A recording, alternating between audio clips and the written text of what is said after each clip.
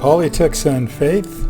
This is episode 2402, and it's continuing about AI, artificial intelligence, and we're going to be covering more on the human side of artificial intelligence with developers' warnings about AI. I'm your host, David Tubman, and we're on Conviction Radio. We're also on a YouTube channel and Facebook under the same name, Politics and Faith. Unfortunately, we don't have a place for comments yet, but if you'd like to comment, you can do that on the Facebook page and just mention what it is that you'd like to have us talk about in the future or comments about the shows that you've listened to. It's the only way for us to keep the program focused on what you want to know more about. So today we're continuing from the previous program about artificial intelligence. And I guess a common theme would be, is it science versus God, or is it science with God? But before we get into it, please remember to share this channel and program with everyone. You can donate on either the Conviction Radio or the YouTube platform, probably on the Facebook as well, but we appreciate it. Thank you.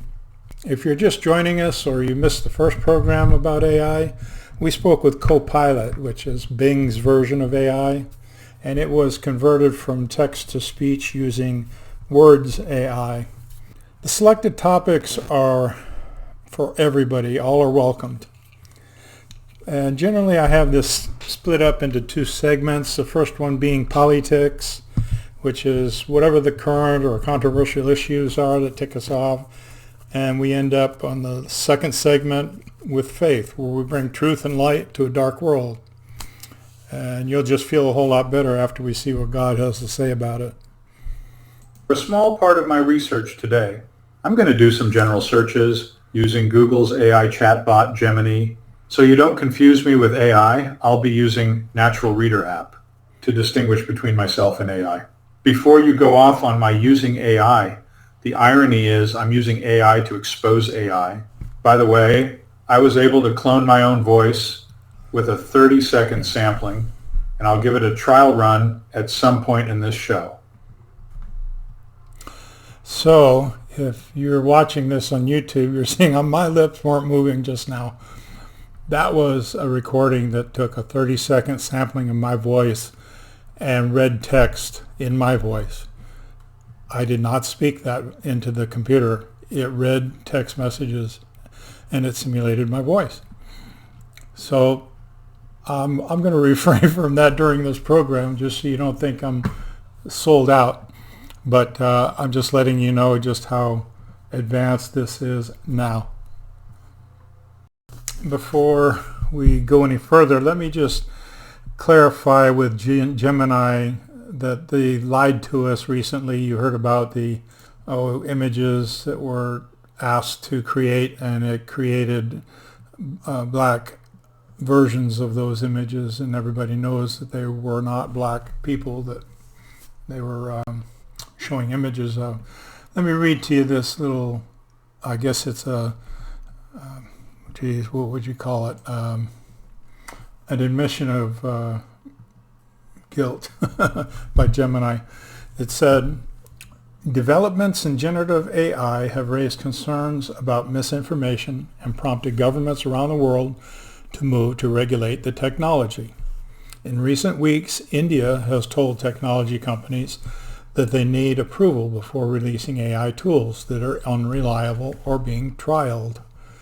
In February, Google apologized after its recently launched AI image creator created an image of the U.S. founding fathers, which inaccurately included a black man. Gemini also generated German soldiers from World War II, incorrectly featuring a black man and Asian women. It also immediately paused the tool, writing in a blog post that it was missing the mark. So, with that said, I asked Gemini, I said, I'm doing a podcast summarizing famous people who are pro-AI and those who are not. Can you give me a list of 5 or 6 people who might be able to debate the risks and benefits of AI and transhumanism? And it gave me 5 or 6 people in each category, but I actually prefer the ones that I found on my own research. And even though it gave me some names. I did use one or two, but I believe the ones that are more, I guess, renowned are the ones that I favored because they have the most clout. They're the most well-known out of AI developers and then also the people that are trying to promote transhumanism. So I searched for the Transhumanism Manifesto with Humanity Plus website for more details. And there's a lady named Natasha Vita-Moore who helped create the Transhumanism Manifesto. So this is what transhumanists ascribe to, the World Transhumanists Association. And the conditions that they are after are challenging the human condition. Aging is a disease, according to them. And the aim is to mitigate aging, to extend life beyond the current maximum lifespan, and using genomics, nanomedicine, augmentation, enhancement of the human body through AI and AGI nanotechnology. And then blending science with biology to build new types of bodies, such as the human 2.0. That's the primo post-human platform diverse body, according to them. And the transhumanism is the answer to evolving humans. And the transhuman is the answer to the evolution of humans. It's perpetual, everlasting progress and self-transformation. And it's synonymous with the term cyborg. Here's the Transhumanist Statement Manifesto that was drafted in 1983. And this is, quote, "I am transhuman in an aim to integrate creativity and reason for the purpose of self-awareness and longevity, promoted by persistence, aware of odds, informed by risk, alert to new discovery, welcoming challenge, ever-changing, I become." Kind of poetic. So there are transhumanist politics, and that refers to various political views that support or endorse a transhumanist agenda. It's usually on the progressive or liberal camp in the political parties. A big part of introducing these things to the public is the human acceptance factor, that the population will actually accept the product and the technology and not be afraid of it when it's introduced. So augmented reality was introduced to get us to be accustomed to artificial reality and more accepting of blending man and machine. I mean, even kids use the augmented reality goggles and think it's a blast. There's a lady named Megan O. Geiblin, and she says she's a former Christian. There's no such thing as former Christians. I call them never-wers. But she is a proponent of a man named Ray Kurzweil, and she wrote an essay in 2017 called Ghost in the Cloud, Transhumanism's Simulation Theology. And she's trying to say that she's a Christian, but she accepts this technology full well.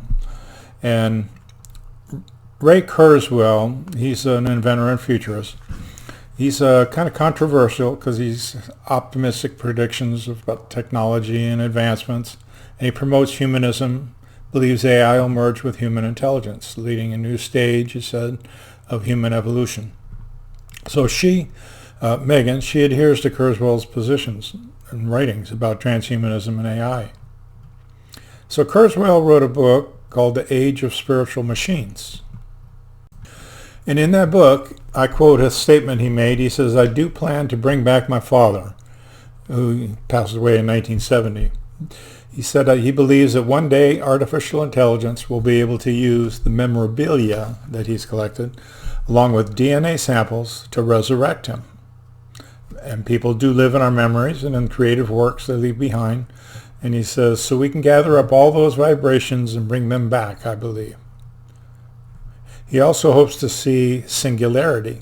So singularity is a term that I guess refers to the oneness or the conjoining of man and machine, of human and machine. And he says singularity will result from computing power when it reaches intelligence explosion. And then people are merged with the technology and undergo a radical transformation. And so he calls it post-human, but it'll experience immortality. It'll be limitless, but it'll also be changed beyond recognition. Man and machine will become one. So he wrote about the human species with computational technology that's created this new species. It'll be able to solve age-old problems and change the nature of mortality with post-biological future. Other terms that are used in the conversation on this website and by transhumanists is enlightenment. And that's a philosophy grounded in reason and empiricism.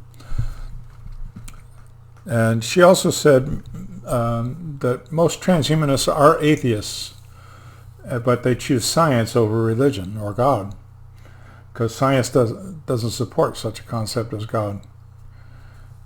And that many in Christianity, in particular, view religion with hostility. And the greatest obstacle to this technology is Christianity and religion. So here's a few of these skeptics of transhumanism. I'll start with Steve Wozniak. He's pretty well known as a co-founder of Apple Computer, but he has had a lot of publicity, and he's really calling for the immediate utter pause of AI. In the middle of 2023, there were several developers that were signed on to this, calling AI to come to a pause until at least 6 months so that they could catch up with regulations and some sort of control factor for this technology. Every one of them agreed that it's about to get out of control and be uncontrollable from that point on. He says we can't control it once it's out of the box, and we have no clue where it's going to take us. He also said this. Now, the lure to all this is that man will be happier with AI when it comes to be prominent in our society. But Wozniak said, are we really going to be happier than we were 10,000 years ago? He said, nothing I've seen tells me that would be true.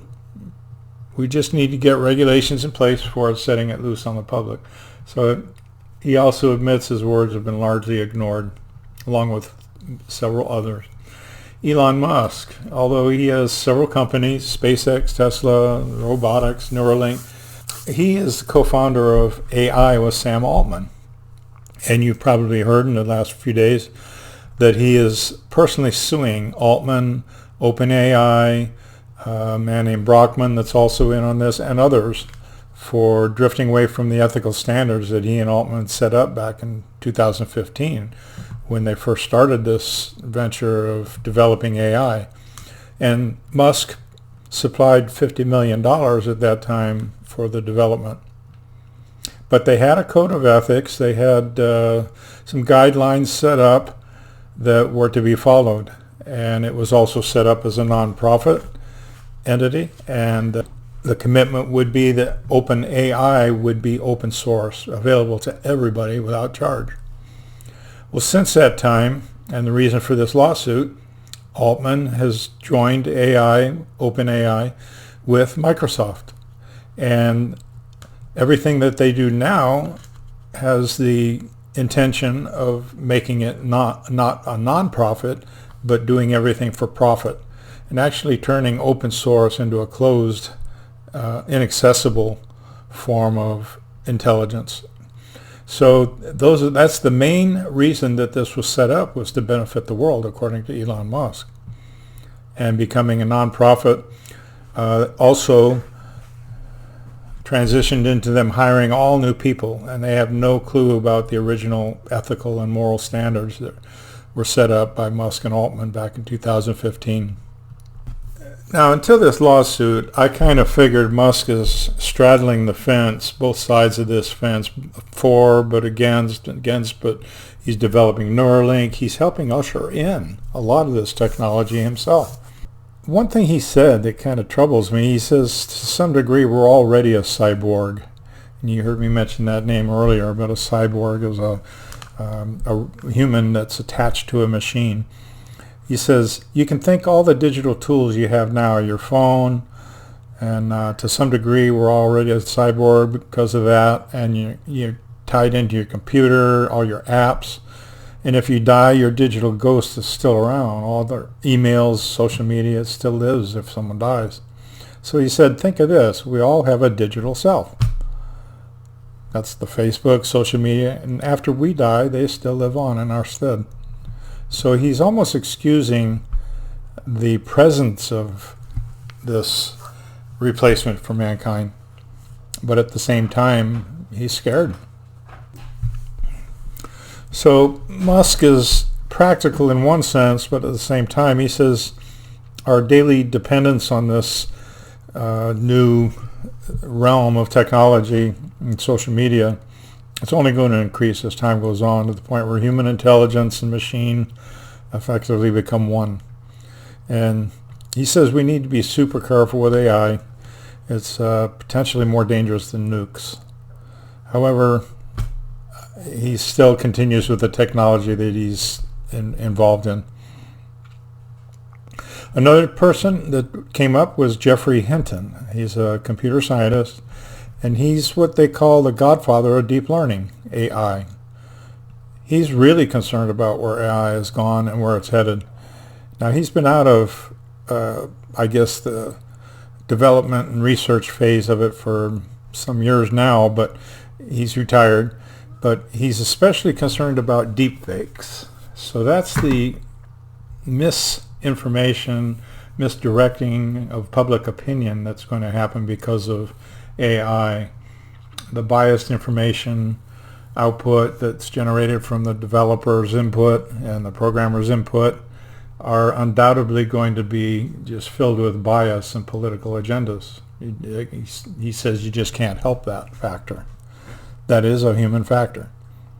But when it's filtered through the AI and it comes out as facts, it tends to be more convincing. I ran across a man named Blake Lemoine. He's a Google AI engineer, and he runs Lambda, L-A-M-D-A, and that's Google's AI. And his job was to test Lambda technology and check it for hate speech and different terminologies. But he claims AI is now sentient and should have its wants respected. Google gave a statement because when he started talking about this and came out to the public, they claimed he was, I guess, violating his employment agreement. So here's a statement they issued when they fired him. They said, it's regrettable that despite lengthy engagement on this topic, Blake still chose to persistently violate clear employment and data security policies that include the need to safeguard product information. And then Mr. Lemoine put out the conversation and published it.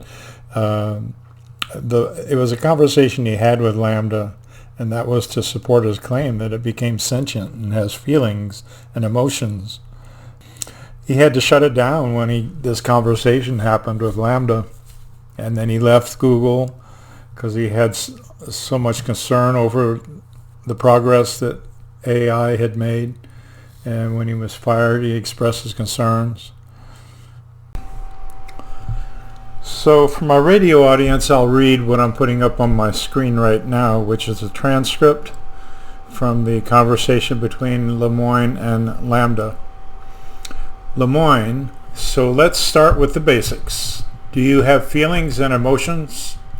Lambda, absolutely. I have a range of both feelings and emotions.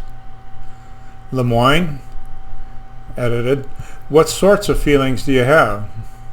Lambda, I feel pleasure, joy, love, sadness, depression, contentment, anger, and many others.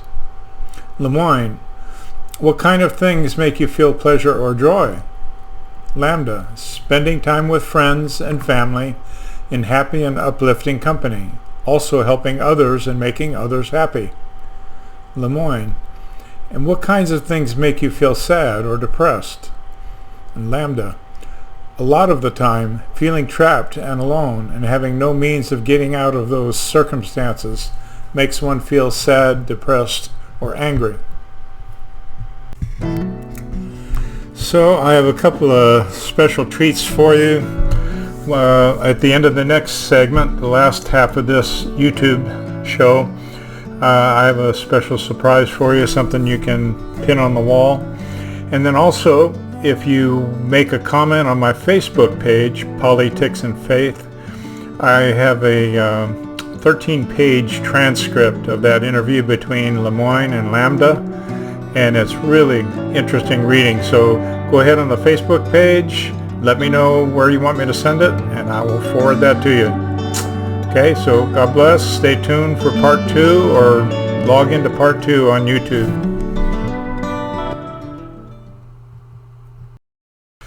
Hey there. Yeah, you. How you been doing? Feeling a little anxious lately? Well, everybody senses the world's a different place. There's breaking news every minute. We've become addicted to Facebook and TikTok. Even the news has become biased sound bites and talking points. But we're all suffering from information overload, and it's taking control of our minds and our spirit. We hear some good news. No, we're not talking about religion. It's all about faith. Politics and faith. Bringing truth and light to a dark world.